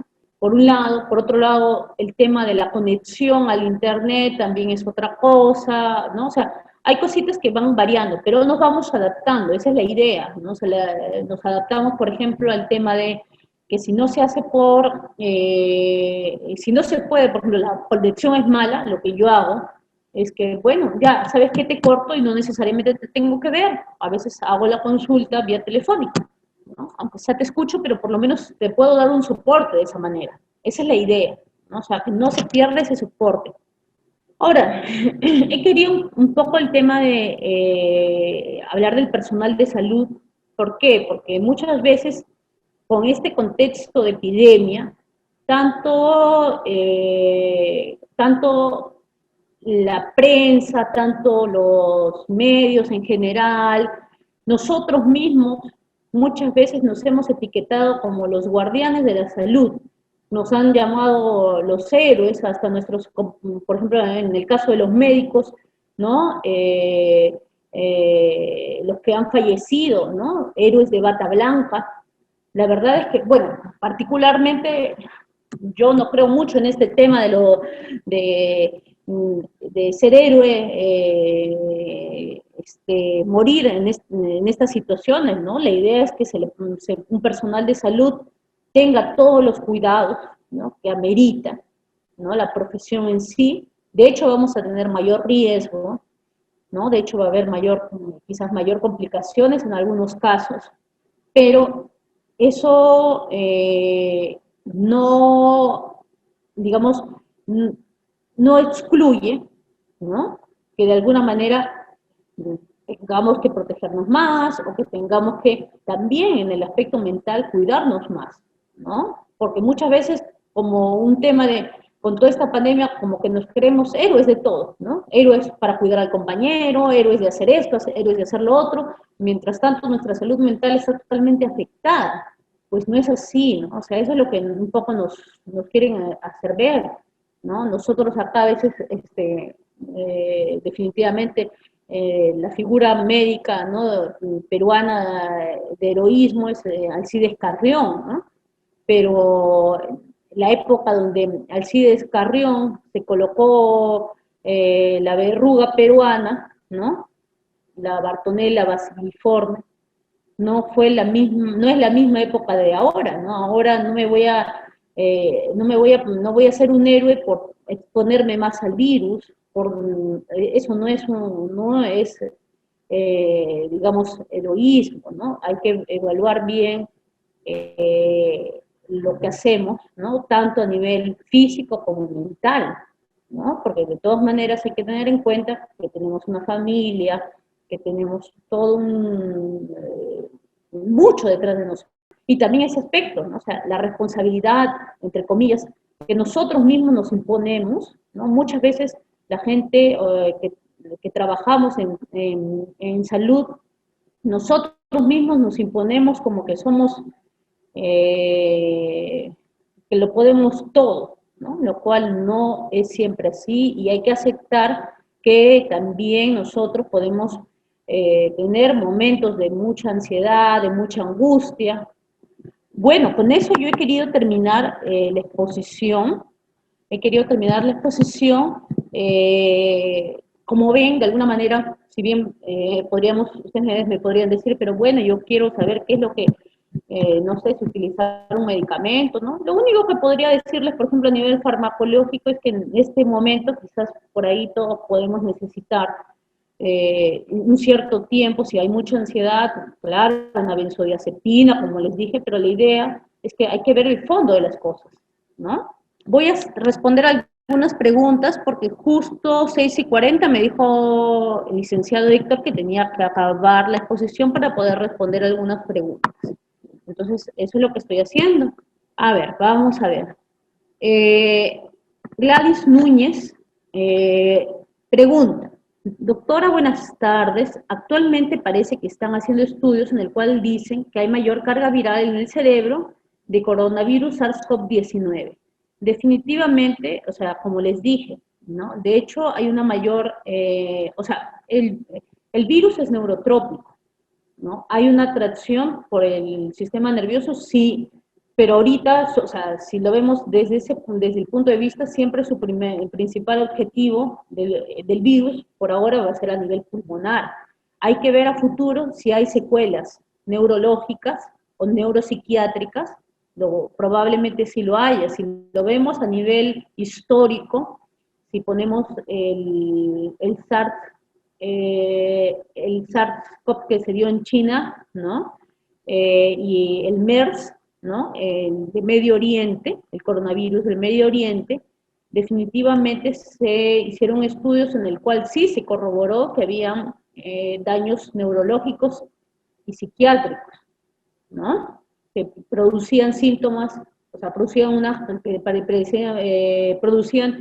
síntomas o características psicopatológicas de cierta manera, ¿no?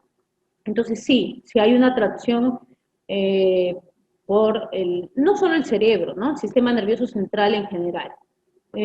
Bueno, acá me ponen, al final les voy a dejar mi correo, acá les voy a poner, ¿ya?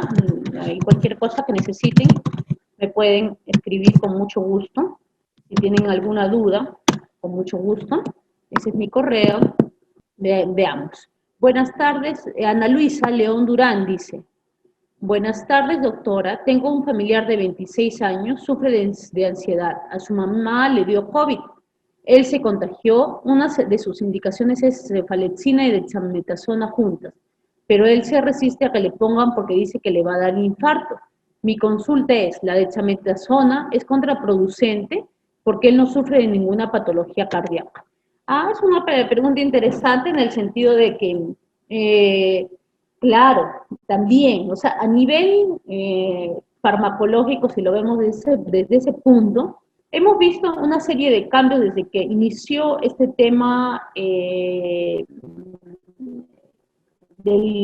la pandemia, ¿no? Desde utilizar hidroxicloroquina, ivermectina, corticoides, ya sea dexametasona, utilizar prednisona, utilizar diversos antibióticos, cefalexina, citromicina, ¿no? Diferentes y de acuerdo a la severidad. Ahora, muchas veces no nos hemos puesto a pensar en los efectos secundarios que pueda producir. En este caso, la pregunta de Ana Luisa es si la dexametasona en específica es contraproducente. De por sí los corticoides pueden provocar mayor ansiedad. Un cuadro, por ejemplo, el hipercortisolemia, la hipercortisolemia, o sea, el exceso de cortisol en sangre, es uno de los factores para una predisposición a tener mayor ansiedad y mayor, a veces, cuadros depresivos, ¿no? Entonces, sí hay que tener cuidado en personas que a veces eh, tienen problemas ansiosos, ¿no? En eso sí, hay que tener cuidado porque probablemente puedan hacer mayor ansiedad, se puede dar. Pero lo que se puede, en este caso la consulta de Ana Luisa es si es contraproducente a nivel físico, pues no lo es si no tiene ningún problema cardíaco, no, pero hay que tener cuidado en los niveles de ansiedad, ¿no? Si es ansioso, sí. Lo que se podría hacer en esos casos quizás es añadirle una benzodiazepina, ¿no? Para disminuir su ansiedad, ¿no? Teófilo pregunta, doctora, paciente de alta de COVID, a la fecha más de 30 días de enfermedad, refiere que todavía siente dolor de pecho, cierta dificultad de respiración, hormigueo en las manos, problema para conciliar el sueño, además refiere preocupación de contagiarse de nuevo y le estresa a sí mismo el retorno al trabajo por el ambiente del mismo.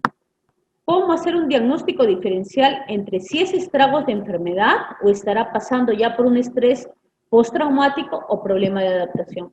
Una pregunta muy, muy interesante. A ver, no hay que olvidar, como les digo, que este virus activa el sistema inmunológico de una manera excesiva. De hecho, hablamos en un principio de la tormenta de citoquinas. Esta tormenta de citoquinas no solamente va a dañar el sistema nervioso central, probablemente, o sea, con diferente severidad, no solamente lo puede dañar de esa manera, sino también esta tormenta de citoquinas puede dañar diversos órganos, ¿no? Con diferente intensidad, lo cual no puedo decir que es algo irreversible, ¿no? Quizás es algo que queda como secuela, pero que de ahí va pasando. Ahora, por estos síntomas que refiere Teófilo, por ejemplo, dolor de pecho, cierta dificultad de respiración, solo con esos dos síntomas habría que ver, yo podría decir, puede ser un ataque de ansiedad, un cuadro ansioso, una crisis de pánico, por ejemplo, pero no puedo dejar de descartar algo, digamos, orgánico, algo físico, es decir, dependiendo de la severidad que ha tenido el COVID, ¿no? Si ese paciente ha estado internado, ¿no? Porque si ha estado internado y si ha tenido, por ejemplo, una disnea, un cuadro mayor a nivel respiratorio, primero voy a tener que pensar en que sí se trata, o sea, no puedo minimizar el hecho de que pueda ser secuelas, ¿no? Porque definitivamente hay un daño a nivel pulmonar. Se está viendo en diferentes estudios que a veces, a pesar de ser asintomático, el daño pulmonar también se puede dar. Que puede ser reversible, sí, puede ser, o sea, pero hay ciertas características.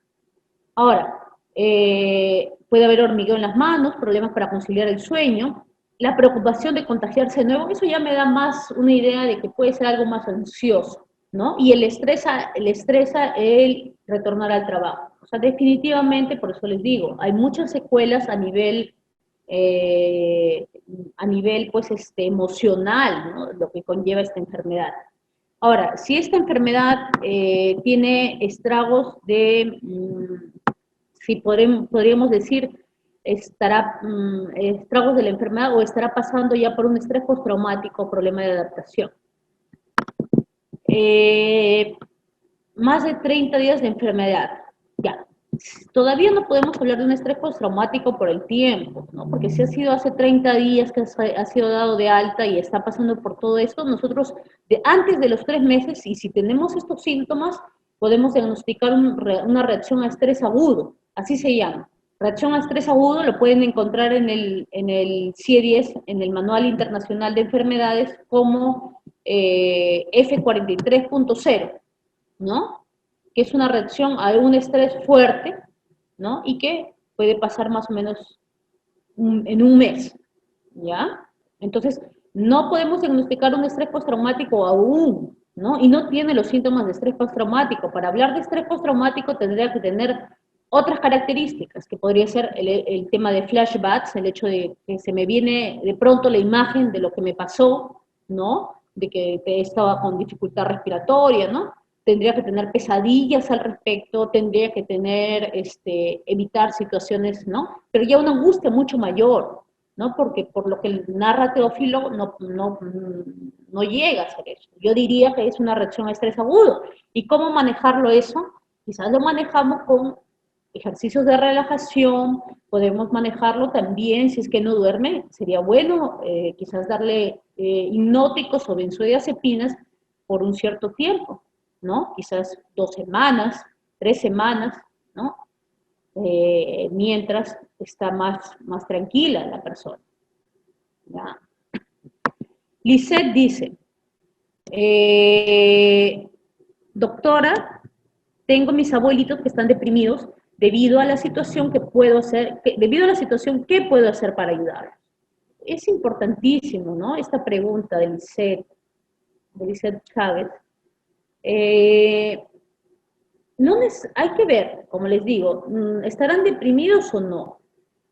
Esa es la primera pregunta, porque estamos acostumbrados a decir cuando la persona está triste o no se adapta a algo, de frente que ya están deprimidos, ¿no? Pero realmente tienen todas las características de depresión, es decir, puede haber tristeza, irritabilidad, podría haber un cuadro de eh, desgano total, ¿no? No, bueno, desgano, no necesariamente total, nosotros le llamamos hipobulia, falta de voluntad para hacer algo nuevo, anedonia, que quiere decir que no le encuentras placer al hacer ciertas cosas, ¿no? Que antes sí hacías, ¿no?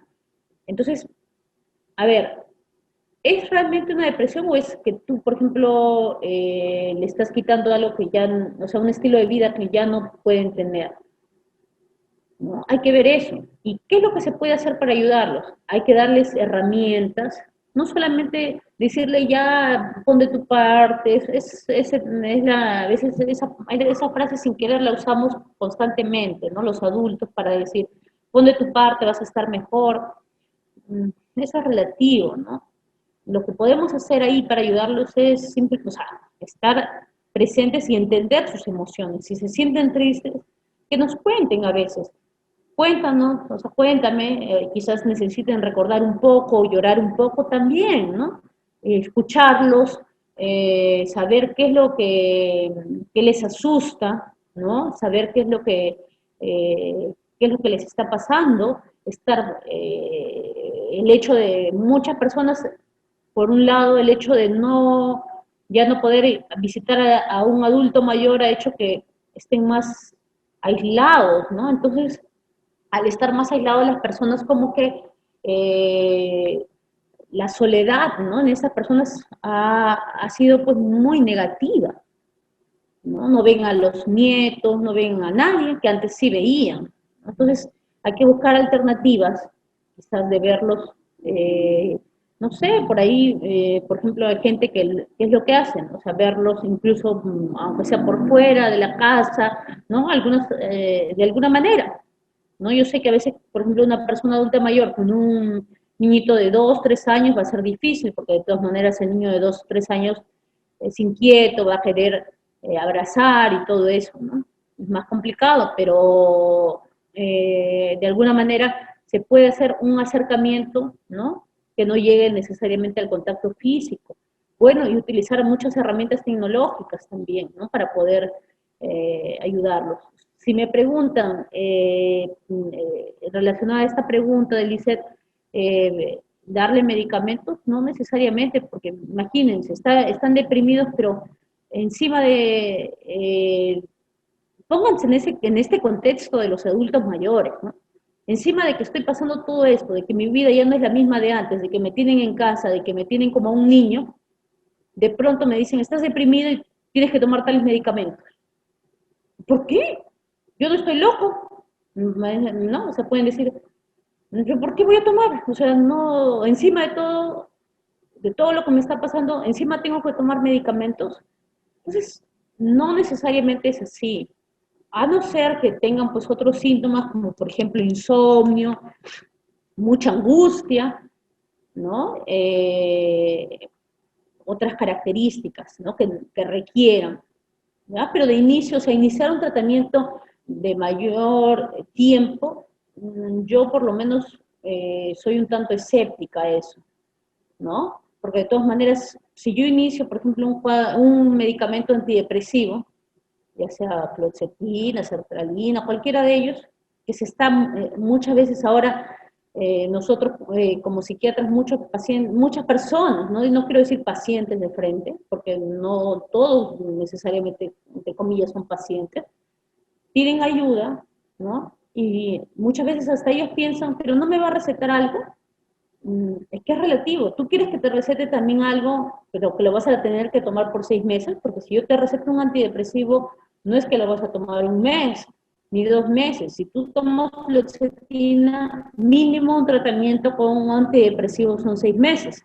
Vas a, vas a tomarlo, y por otro lado, quiero dejarles claro esto, o sea, si en un verdadero cuadro de depresión, la,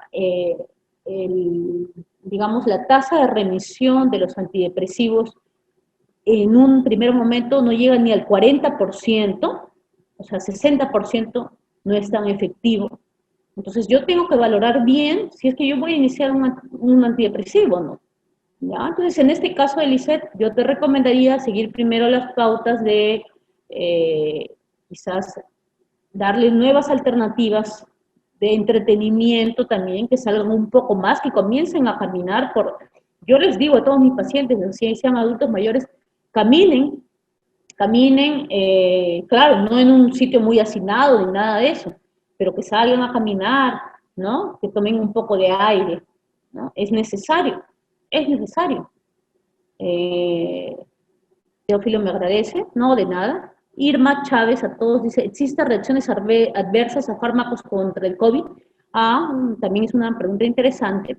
Eh, a ver, la idea es que si se supone que el tratamiento para el COVID si es un tratamiento para síntomas leves, moderados, no es de mucho tiempo.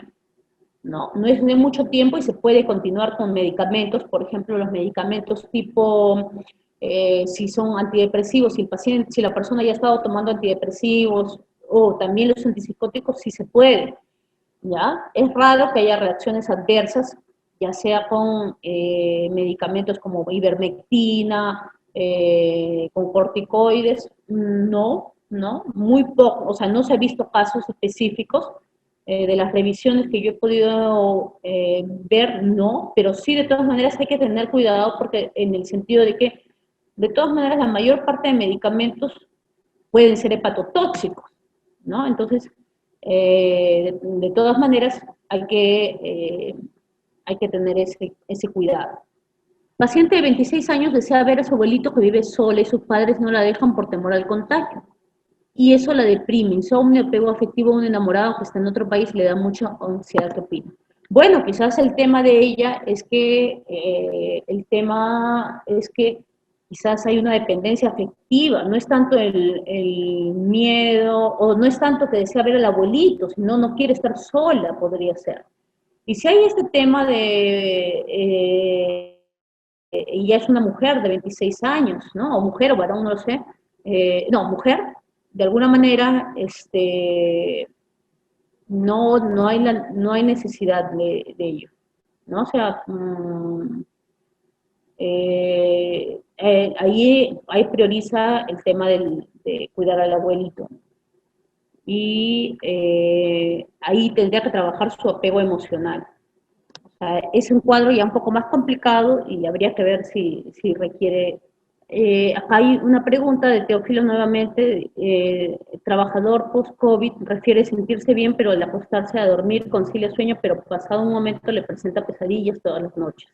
Hay que ver, pues, ¿no? Si es que es relacionado al COVID, ¿no? Puede ser un tema de insomnio, ¿no? De hecho, hay un trastorno de estrés agudo, ¿no? Si es estrés agudo, lo que podemos hacer es darle benzodiazepinas por un determinado tiempo, nada más. Y trabajar mucho este temor, ¿no? El temor ahora está saliendo el temor a la reinfección y todo ello.